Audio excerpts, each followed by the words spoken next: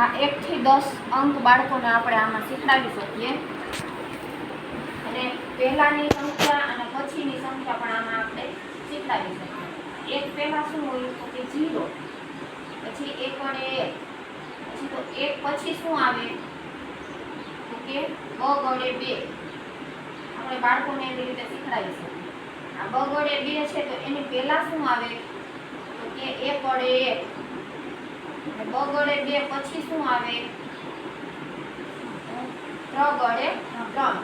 એવી જ રીતે આપણે આ બોક્સને આવી રીતે કરીને અહીંયા 2 છે તો આમાં 2 સળી મૂકી શકીએ, 2 પથ્થર મૂકી શકીએ, કોઈ બી 2 વસ્તુ આમાં મૂકીને બાળકોને ગણતરી પણ કરાવી શકીએ કે ભાઈ આ છે 2 છે તો આની અંદર જોવો જોઈએ કેટલી સળીઓ છે, તો એવી રીતે સળીને મૂકી શકીએ આપણે।